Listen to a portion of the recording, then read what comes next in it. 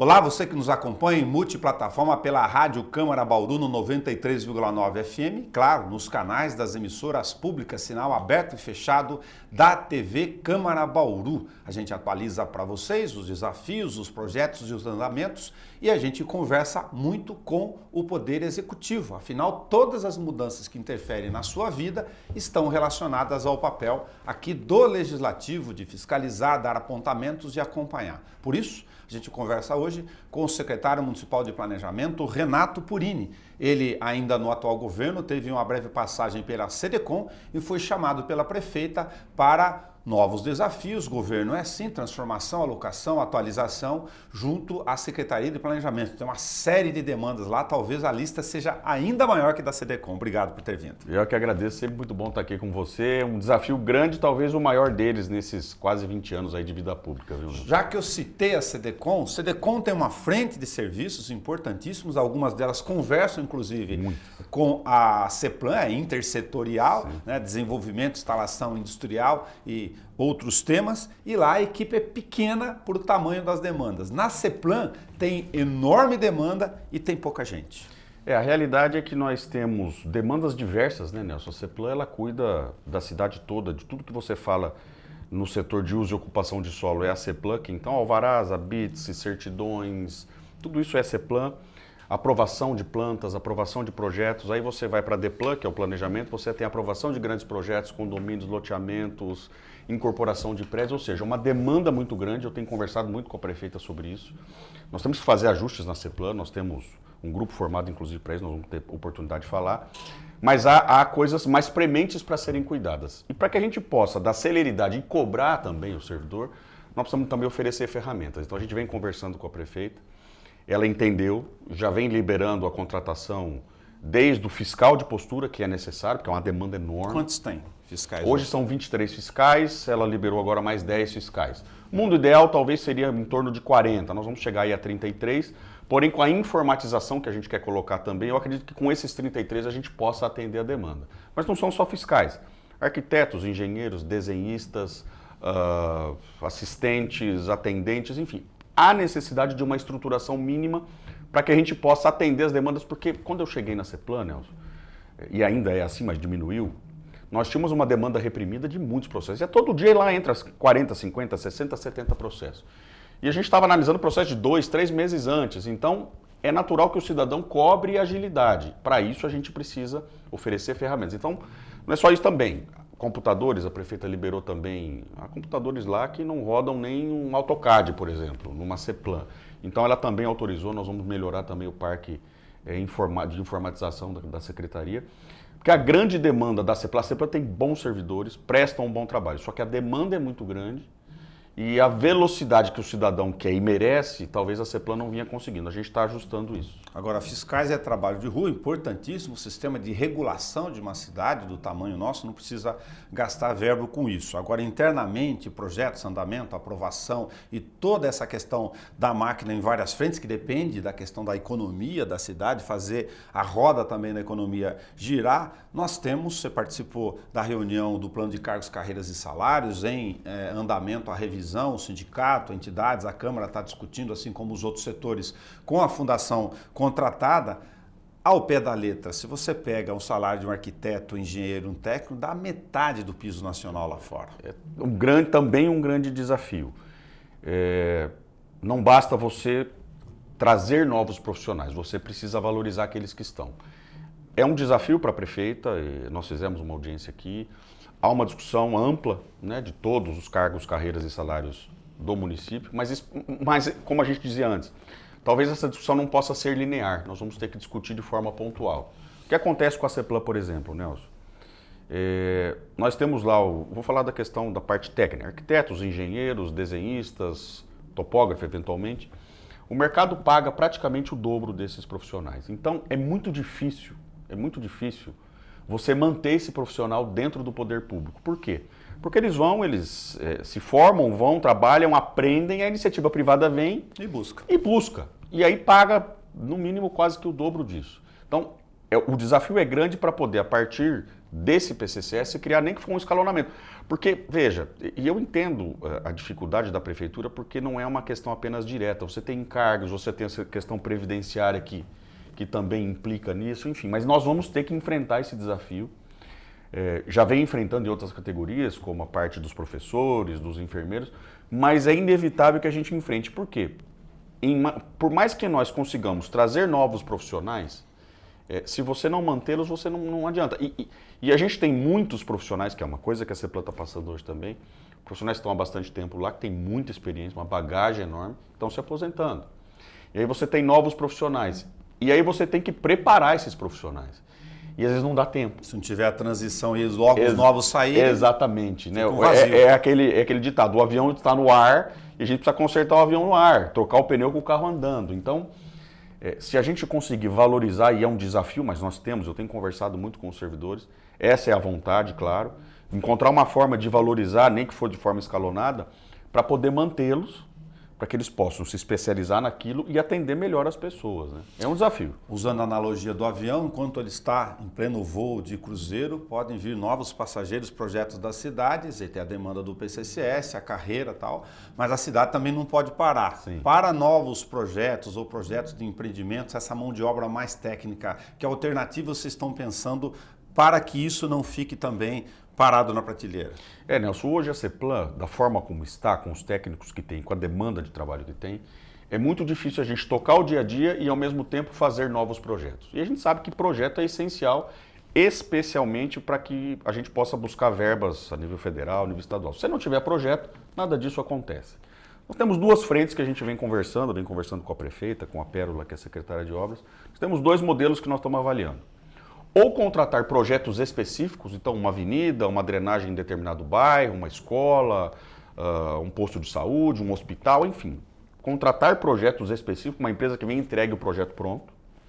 Ou então, o que eu entendo que talvez seja o melhor caminho, e as leis hoje, a lei possibilita isso, contratar as horas dos profissionais. Então fazemos lá uma ata de registro de preço, arquitetos, engenheiros, desenhistas, topógrafos, enfim, técnicos.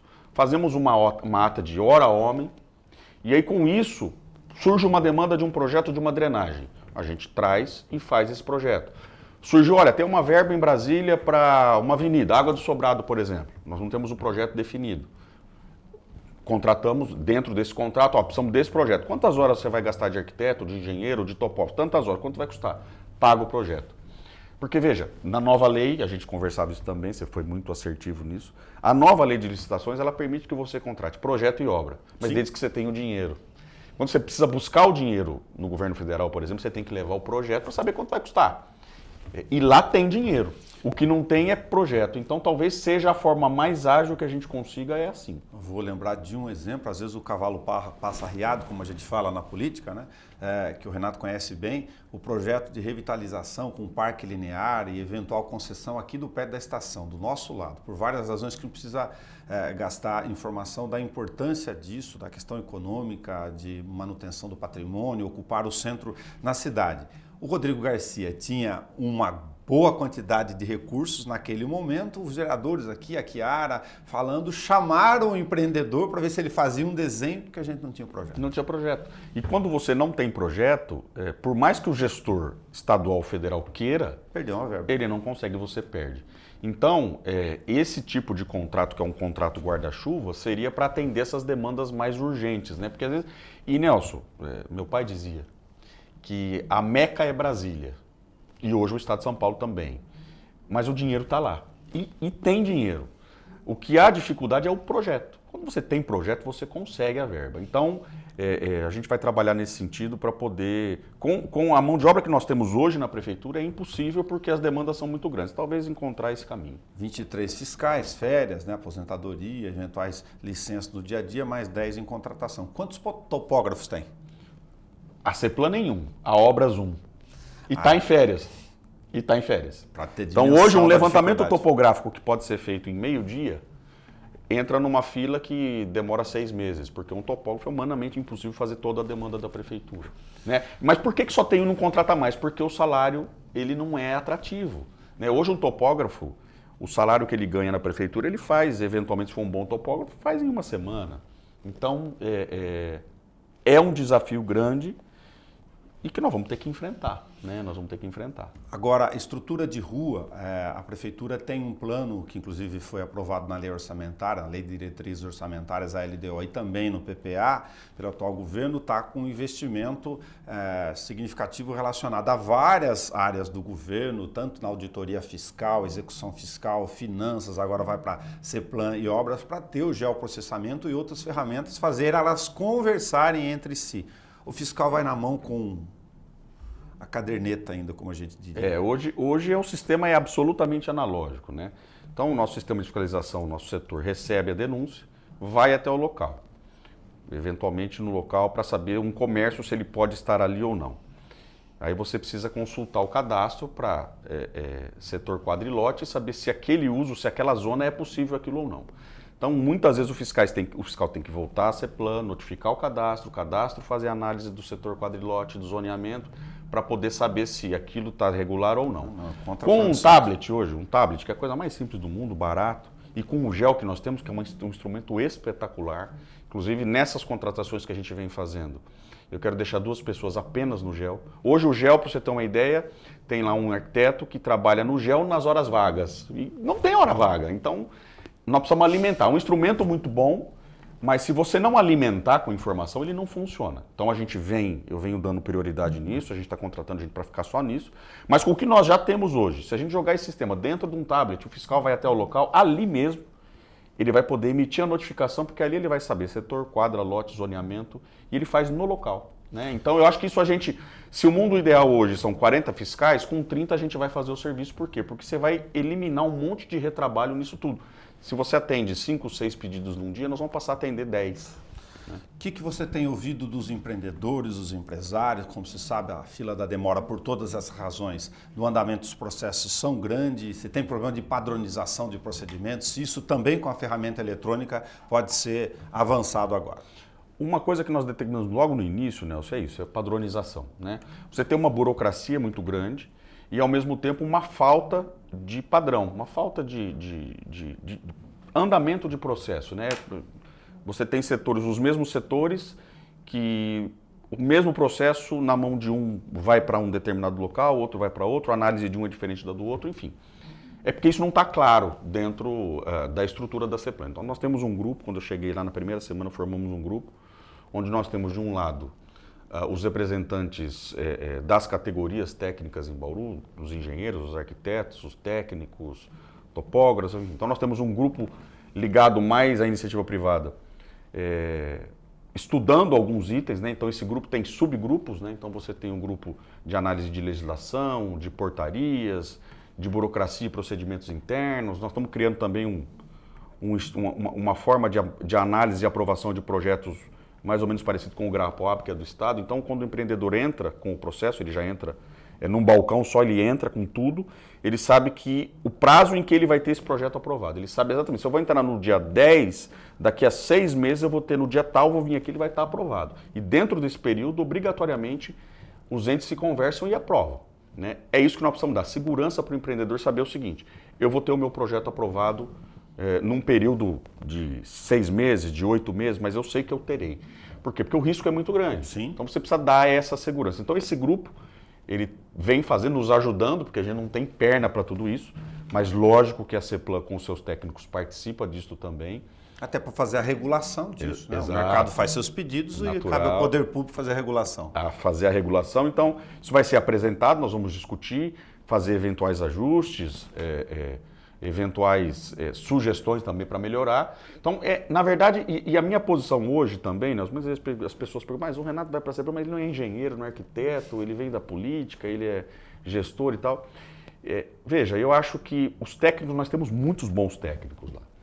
O que eu entendo que no início faltava um pouco também, a gente está conseguindo quebrar isso, é a relação entre o cidadão, o empreendedor, a pessoa que precisa do serviço da CEPLAN, o empresário, com a CEPLAN propriamente dita, com os servidores, com a estrutura da CEPLAN. Entender que nós somos interligados, um depende do outro. Nós não podemos nos ver como adversários, nós somos parceiros, né? Então, eu tenho tentado colocar uma imagem, e acho que a gente vem conseguindo, de que as demandas que vêm para nós, elas têm que ser analisadas como um benefício para a cidade, não para o cidadão, mas para a cidade.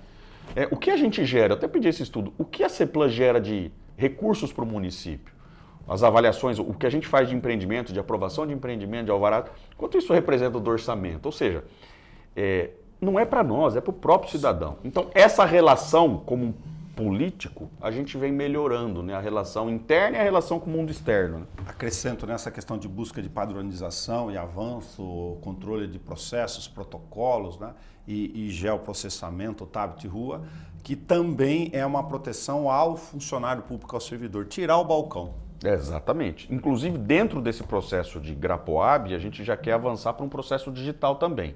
O GRAPOAB do Estado já funciona há muitos anos e eles estão migrando para o digital. A gente já quer, junto com o sistema, junto com o padrão, nós já queremos avançar também para ter uma parte mais digital para poder tirar realmente... Porque, Nelson, quando você tem vazios ou vácuos na legislação, no procedimento, é ali que você cria condição para eventualmente ter uma divergência de interpretação. E nós precisamos avançar para não ter divergência. Sim. Porque é ali que você acaba, e nós tivemos problemas há pouco tempo na CEPLAN, alguns anos atrás, por conta dessas divergências de interpretação nos mais diversos casos. Com o padrão você elimina isso. Exatamente. Aí entra uma questão de necessidade lá na frente, Renato, que o setor, que a gente ouve muito através do plano diretor, que é outro desafio, lei de uso e ocupação de solo, mas da chamada revisão da lei de impacto de vizinhança, as contrapartidas, mitigações, exatamente também para padronizar. Algumas cidades como Maringá aplicam, participei de um seminário aqui, ainda no governo anterior, aplicam uma legislação, uma proposta bastante interessante, que o governo já iniciou a discussão, mas como tem muito assunto para resolver, às vezes não fala. O próprio setor empresarial fala, olha, nós temos classificação de tipos de empreendimentos e de construções para não comparar uma instalação de uma distribuidora de gás com uma moradia vertical, né? Ou uma loja de serviço, uma padaria. Classificações por tipo, que já tem no meio, e padrões e faixas de acordo com o VGV da obra, o projeto, enfim, de percentuais de contrapartida. Aí o DAE não fica emitindo uma, a saúde emite outra, isso vai para um fundo. Achei uma proposta do ponto de vista do empresariado aplicado em Maringá, por exemplo, que para eles dá segurança jurídica, é o grande argumento que eles apontam. Eu sou favorável, inclusive, à criação de um fundo, né? Você, claro, para tratar os diferentes como diferentes, né? De um lado você tem um fundo que você pode ter as contrapartidas dentro desse fundo, eventualmente em empreendimentos que não necessitem de mitigação no local, porque hoje como é? Hoje você vai fazer um loteamento, por exemplo, na Zona Sul, aí você pega saúde, educação, você precisa de contrapartida. Normalmente as contrapartidas são viárias, mas para outras áreas você eventualmente não precisa. Só que aí você olha para outro lado da cidade, para as áreas mais afastadas do centro, lá você precisa de intervenções. Hoje não é possível. Hoje você só pode fazer no perímetro. Então, nós estamos revendo já a lei, nós vamos rever dentro do plano diretor, mas também dentro deste grupo que nós criamos, nós estamos discutindo isso, de duas coisas, a criação de um fundo, e também a possibilidade de intervenções de contrapartida do empresário fora do perímetro. Por que é bom a contrapartida feita pelo empreendedor? Porque ela é rápida. Né? No momento em que você fala para o empreendedor, eu libero esse empreendimento para você, você tem lá 5 milhões de reais de contrapartida. Então eu preciso que você faça essa avenida. O caso do MAD é um caso clássico que a gente conversou. O acesso, a duplicação daquela avenida que vai da Comendador até lá o Vila Lobos, passando pelo BTC e tudo mais, aquilo vai ser feito como contrapartida de um empreendimento que está sendo feito. Se o município fosse fazer aquilo, quanto tempo demoraria para licitar? Né? Então, ele vai fazer já na aprovação do empreendimento, então, da velocidade. Então, essa é uma coisa que é importante da contrapartida, mas ao mesmo tempo, eu venho discutindo bastante, falei com a Pérola nesses minutos agora que está na reunião, sobre a criação de um fundo. Por exemplo, nós estamos discutindo, tem 2 assuntos lá que o GAI está discutindo, de loteamentos em 2 pontos da cidade. Então, o empreendedor veio pedir o parcelamento do solo para no futuro, incorporar prédios nessas áreas. O GAI emite diretrizes por parcelamento, já colocando quais as contrapartidas que têm que ser dadas. Então, um viaduto por cima da rodovia, a duplicação de uma... Veja, é o parcelamento. Não está pedindo para incorporar. Essas contrapartidas virão na aprovação de cada incorporação, não no loteamento. Exatamente. Porque o loteamento em si ele não cria impacto para a região. Sim. O que cria serão, no futuro, os empreendimentos. Aí entra o fundo. Porque quando você fala para o empreendedor que está só loteando, parcelando o solo, que tem obrigação do viaduto, da duplicação, fala, mas peraí, eu não estou pedindo para construir nada. Não, e nós não estamos dizendo que você tem que fazer, é que nós estamos planejando para o futuro, para daqui 20 anos, que nós vamos precisar disso, disso, disso. Nós vamos criar um fundo, cada prédio que for aprovado aí, o percentual vai para um fundo. Quando juntar 10 milhões nesse fundo, nós fazemos o viaduto. Critério da proporcionalidade, a divisão exatamente. das obrigações. Exatamente. Se não recai só sobre um empresário, ele também não tem. E ele está pedindo o parcelamento, e assim, ele falou, mas peraí, eu estou pedindo o parcelamento do solo, você está falando que eu tenho que fazer um viaduto, fazer... Não. Nós vamos criar um fundo e em cada EIV que for apresentado de cada prédio nesse local vai ter um valor de contrapartida que vai para um fundo para depois fazer essa intervenção que é necessária. Né? Interessante, por isso essa proporcionalidade, exato. por exemplo, que vale para a água, saúde, educação. Nós temos o caso da Chácara Itália, que é isso também, um parcelamento com prédios lá com uma projeção de 8 prédios, mas veja, pode não dar certo. Sim. Ele está pedindo só o parcelamento. Vai fazer uma... Quanto tempo demora? 10, 12, 15 anos? Mas vai fazer as 8? Nós não sabemos. Em algum momento disseram, não, mas ó, nós vamos aprovar, mas você já tem que fazer essa passagem de duplicação. Mas pera, eu não vou gerar impacto agora. Entendi, isso afugenta o empreendedor. Então nós precisamos deixar as coisas mais claras, porque é cada coisa ao seu tempo. Parcelamento é uma coisa, não gera impacto. Primeiro empreendimento. Esse empreendimento vai gerar um EIV, que vai gerar uma contrapartida, que ela pode ir por um fundo, ou se o valor dela atender naquela necessidade daquele viaduto naquele momento, faz aquilo. Renato, não bastasse todas essas atribuições, a gente não vai fazer aqui o papel de querer passar toda a régua, porque são gigantes as ações, estão escolhendo algumas principais, agradecer a sua presença aqui e falar, além de todos esses desafios, tem a questão da nova lei de ambulantes no centro da cidade, foi feita uma revisão lá atrás, o centro da cidade tem uma situação muito peculiar, né, de degradação, a gente acabou de falar da estação aqui, a ideia de reocupação do centro. Sim. Nós temos dessas, você tem a do ambulantes, uma que está mais adiantada, que eu devo ter no próximo dia uma conversa com a prefeita, inclusive, é a lei de food trucks, né, que são as ocupações os carrinhos de lanche, né, que tem esse nome agora, food trucks, nas praças, nos passeios, enfim, nas calçadas. Já existe um modelo bem adiantado, uma proposta de legislação, que eu vou levar a prefeita para ela conhecer, para a gente iniciar as discussões aí sim, em audiências, com aqueles que vão ser impactados por essa lei, porque é uma lei também que precisa conversar, ser muito bem conversada, muito bem avaliada, porque você vai lidar com pessoas que já estão há muitos anos trabalhando em determinado local, outras que eventualmente querem vir. O Ministério Público está nessa discussão também, nós temos uma obrigação de apresentar a eles até o final de fevereiro uma minuta de um projeto. Então isso está bem avançado. A de ambulantes ainda está um pouco... Eu me foquei muito nessa de food truck, porque nós temos alguns limites de tempo com o Ministério Público. Então... Viu o que é food truck, o que é trailer, são coisas distintas, então ele fica fixo lá. Exato, fixo. Onde é que pode ter fixo? Onde é que não pode ter fixo? Você tem locais hoje que já estão consolidados, por exemplo, Praça da Hípica, está consolidado aquilo. Como é que a gente trata essas pessoas que estão lá? Né? Então isso vai ter que ser muito bem discutido, inclusive com a Câmara, Ministério Público, com os representantes desses food trucks, dos trailers, para entender um caminho para que a gente possa atender o máximo de pessoas prejudicando o mínimo. Né? É um desafio grande também, não é fácil não. Imagino, para não gerar crise setorial e a necessidade de regulamentação do setor, até para que ele possa estabelecer... Trabalhar, sustentar a sua família, enfim. Renato, muito obrigado na sua agenda. O Renato veio para uma reunião aqui, técnica de demandas internas. A gente aproveitou e trouxe ele para o estúdio para falar um pouco com a Rádio TV Câmara. Sempre muito bom, espero estar aqui outras vezes. Nós precisamos de uns 3 programas para falar de tudo, mas espero nos próximos poder vir. A gente precisa avançar sobre plano diretor, lei de desocupação de solos, tudo que eu quero, no momento oportuno, estar com você aqui também. Tá bom. A câmera é pública, assim como a nossa missão também, então a gente vai sempre atualizando com você. Se você viu a nossa conversa no meio do caminho, ou só um trecho, ou quer rever algum ponto, não se preocupe. Tem na página da TV Câmara no YouTube, é só clicar em vídeos, está tudo lá, é um documento público. Até!